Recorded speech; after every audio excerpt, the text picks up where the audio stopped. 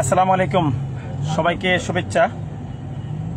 আমাদের গেল 2 দিন আগের যে আপডেট, যে সুরেশ বাবু, ভারতের সুরেশ বাবুর অপারেশন সম্পন্ন হয়েছে।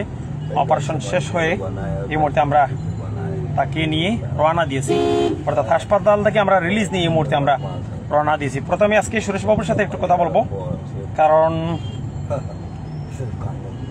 দেখি সুরেশ বাবু কি বলেন। বাবু, সুরেশ बाबू ठीक है? ए सुरेश बाबू, दादा को पिंजरे में रखो तो खाता तू आज कर वैसे दादा क्या बात कर रहा है? ए दादा, दादा, ए सुरेश बाबू क्या बात कर रहा है?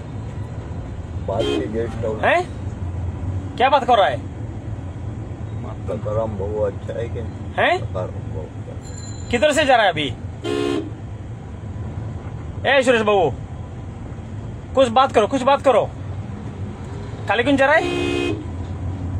हेलो, तुम्हें कुछ सामान होना था ने तो सेन दादा खोजी था किधर से जा रहा है अभी? किराने की दुकान थोड़ा कुछ बात करो दादा, डॉक्टर अच्छा है? अरे भाई बाटो रे खामोश है, देखा दो ना भाई का क्या सिलेंडर है, अपना अपना काम करो है देख रहे हैं। थोड़ा और कुछ बात करो, ডাক্তার আচ্ছা হে? যাই হোক, আমি আসলে এই মুহূর্তে যে কারণে লাইভে যুক্ত হয়েছি আপনাদেরকে একটু আপডেট দিতে চাই। আপনারা জানেন যে আসলে এই যে ব্যক্তি, তিনি সিলেটের দক্ষিণ উপজেলার কালীগঞ্জ সোনাসার আড়গ্রাম এলাকায় দীর্ঘ কয়েক বছর, 12-14 বছর থেকে তিনি এই এলাকায় রাস্তায় একজন বেওয়ারিশ মানুষ হিসেবে ছিলেন। গেল 7-8 দিন আগে তিনি একটি সড়ক দুর্ঘটনায় পতিত হয়েছিলেন। সেই সড়ক দুর্ঘটনায় পতিত হয়ে তিনি তার একটা পায়ের হাড় ভেঙে যায়। সেখান থেকে স্থানীয় স্বেচ্ছাসেবীরা উদ্ধার করে গোসল করেছিলেন, সেখানে কাপড় চোপড় পরিয়ে তাকে হাসপাতালে এনেছিলেন। ডাক্তার সেখানে একটি অপারেশনের কথা বলেন, সেই অপারেশন অনুযায়ী তার পায়ে অপারেশন হয়েছে। আমরা একটি বেসরকারি হাসপাতালে অপারেশন করেছিলাম, সিলেটের আম্বরখানা ফ্রিডম জেনারেল হাসপাতালে। আমরা আসলে যে কালেকশন হয়েছে সেই টাকার একটু ঘাটতি আছে, সেখানে সেই একটু আপডেট আপনাদেরকে দেওয়ার জন্য মূলত এই লাইভটি আমি এই মুহূর্তে করছি।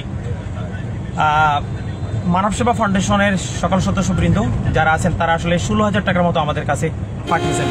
কালীগঞ্জ বাজারের অনেকেই, এবং ফেসবুকে যে অ্যাপিল করেছিলাম 200, 400, 500, 1000, 1500 টাকা মিলে আমাদের কাছে এসেছে। কত হাজার আসলো?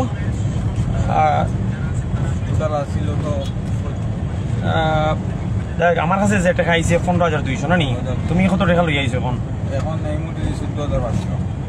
15,200, 14,500। একটা সেকেন্ড প্রিয় দর্শক, একটু আপনাদেরকে একটু আমি একটা সেকেন্ড আপডেট দিয়েছি। সুরেশ বাবুর চিকিৎসাতে কত টাকা ব্যয় হলো এবং কত টাকার আমাদের খরচ কোথায় কি করলাম সেই আপডেটটা একটু দিতে আপনাদেরকে চাচ্ছি। 14,500, 15,200 টাকা আমার কাছে বিকাশে এসেছে মোট, এবং 1,000 টাকা নগদ সহ 15,200 টাকা আমার কাছে এসেছিল। আর 14,500 টাকা জামরুল এবং এসটি রিপন তারা যে বিভিন্নভাবে যে কালীগঞ্জ বাজারে মানব সেবা ফাউন্ডেশনের সহ যে টাকা এসেছে, সেই টাকা 29,700 টাকা আমাদের কাছে এসেছে। এই মুহূর্তে যে নোয়া দিয়ে নিয়ে আমরা তাকে যাচ্ছি, হ্যাঁ 300 টাকা, আচ্ছা 30,000 টাকা। এই নোয়া বাড়া সহ অর্থাৎ আমাদের কাছে হাসপাতালে আমাদের বিল এসেছে প্রায় 62,000 টাকার ওপরে। 62,000 টাকা থেকে আমরা চিকিৎসক তিনি তার সার্জন ফিস নেন নাই, এবং আরো ডিসকাউন্ট ইত্যাদি ইত্যাদি ডিসকাউন্ট দিয়ে 37,500 টাকার বিল আমাদেরকে বিল এসেছিল। সেখান থেকে আমরা আরো 500 টাকা ডিসকাউন্ট দিয়ে, একটু বিলটা দেখো, কাগজটা বার করো একটু। আমরা অর্থাৎ আমরা 37,000 টাকা আমরা হাসপাতালে আমরা পরিশোধ করেছি। এই মুহূর্তে আমাদের কাছে ঘাটতি আছে 10,000 টাকার উপরে। এই বিলটা একটু যদি আমি আপনাদেরকে দেখাই, এই বিলটা আমরা বিলটা দেখেন একটু, আম্বরখানা ফ্রিডম জেনারেল হাসপাতালে যেখান থেকে বিলটা হয়েছে, এই বিলটা আমরা মূলত বিলটা এসেছিল 62,700 কত টাকা, সেখান থেকে আমরা পরিশোধ করেছি সর্বশেষ 37,500 টাকা।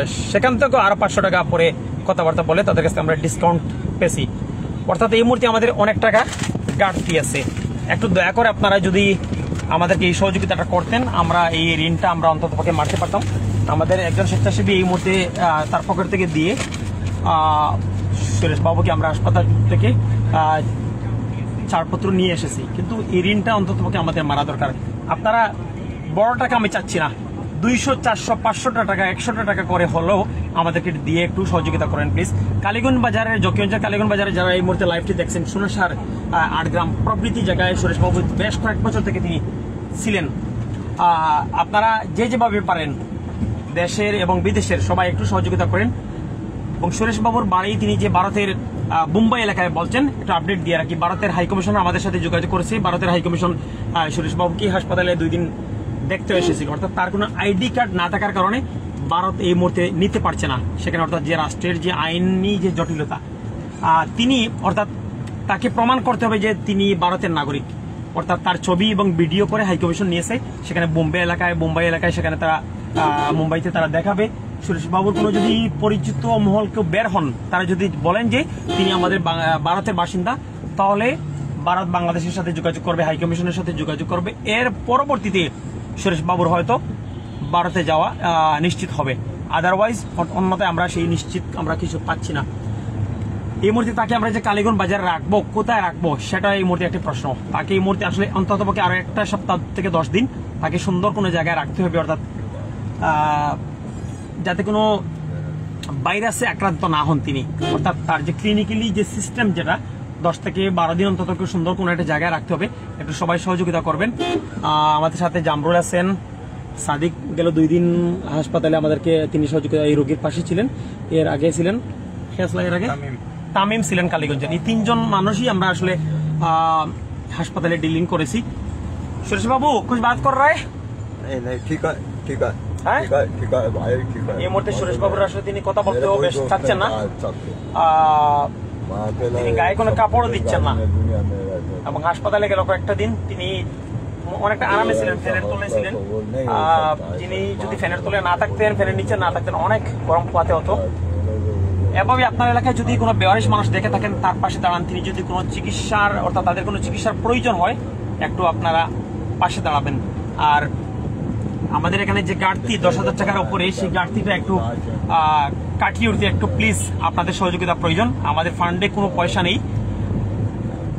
আমরা আসলে 60-62 টাকার যে অপারেশন, সেই অপারেশন ডাক্তার তিনি তার ওটি চার্জ নেননি, আরো চার্জ নেননি, অনেক কমতে 37,000 টাকা আমাদেরকে পরিশোধ করতে হয়েছে। 37,000 টাকা পরিশোধ করে আমরা প্রায় 29,000 টাকার উপরে পেয়েছি, অর্থাৎ আমাদের গাড়ি ভাড়া আছে, গাড়ি ভাড়া সবকিছু মিলিয়ে প্রায় 10,000 টাকার অমিলে কোনো। সুতরাং সবকিছু আপডেট আমরা দেবো, একটু সময় নিয়ে আপডেট গুলো আপনাদেরকে দেবো। এই মধ্যে সুরেশ বাবুর সাথে কথা বলছিলাম, তিনি কথা তেমন বলছেন না। ও দাদা, ডাক্তার আচ্ছা হে? अच्छा है? अभी आराम लगता है? तंबाकू लेते थे, फुल्का पूरी तो अच्छा रहता था यार। तंबाकू पंडर। मुंबई किधर से आपको बाड़ी? मुंबई में राज टाकी जाएंगे, हैं? राजा परांडे पे जामुनवाड़ी में रहते। किधर से? इंडिया जाना चाहिए? तुम्हारे माँ बाप नहीं कह रहे तुम्हारे को? है, मेरा माँ बाप तो है। रिश्तेदार नहीं है? हैं? रिश्तेदार नहीं है क्या तुम्हारे को? সুরেশ বাবু মূলত এই মুহূর্তে একটা বাবের মধ্যে আছেন, তিনি এসে তেমন কথাবার্তা বলছেন না, তিনি রাস্তার পাশ দিয়ে চাচ্ছেন। আসলে আমরা যেটা বলছি যে তার বাড়ি ভারত, সেটা আসলে আমরা নিশ্চিত করতে পারবো না, কারণ সুরেশ বাবু তিনি বলেছেন যে তার বাড়ি ভারতের মুম্বাই, এবং স্থানীয় বাসিন্দারা দীর্ঘদিন থেকে জানেন যে তার বাড়ি ভারতের মুম্বাই, কারণ সুরেশ বাবু সেই গল্পটি প্রায় সময় করেন। তিনি একটি মানসিক ভারসাম্যহীন, এবং ইন্ডিয়ান হাইকমিশন যে এসেছে, ইন্ডিয়ান হাইকমিশন তার ছবি তুলে নিয়েছে, তার ভিডিও করেছে। ভারতের বোম্বে এলাকা তারা সার্চ করবে, অর্থাৎ তার বাড়ি সেখানে কিনা সেটি নিশ্চিত হয়ে গেলে বহুরাস্তা বাড়ি ঢুকে যাবে, চতুর্পুর দিকে আর কি। আমরা এই মুহূর্তে তার জন্য একটি হুইল চেয়ারের ব্যবস্থা করেছি। আমাদের হারুন ভাই তিনি বৌদি আহমেদ যতপুরি যাবে একটা হুইল চেয়ার লইতে আমরা খালি লাগে একটা পাশা থেকে উড়াস্তা বাই হয়ে যাবে। আর তার জন্য একটি হুইল চেয়ারের ব্যবস্থা হয়েছে। এই হুইল চেয়ারটা দিয়ে আমরা আপাতত তাকে আমরা একটু আরামে রাখার সেই ব্যবস্থাটাও হয়েছে। হারুন ভাই আমাদের যোগ্য বাড়ি, তিনি একটি হুইল চেয়ার দিচ্ছেন, তার বাসায় হুইল চেয়ারটি রাখা আছে এবং একটি লাঠি সহ। সবাই ভালো থাকুন, সুস্থ থাকুন এবং লাইভটি একটু শেয়ার করে অন্যদের দেখার সুযোগ করে দেন। আল্লাহ হাফেজ।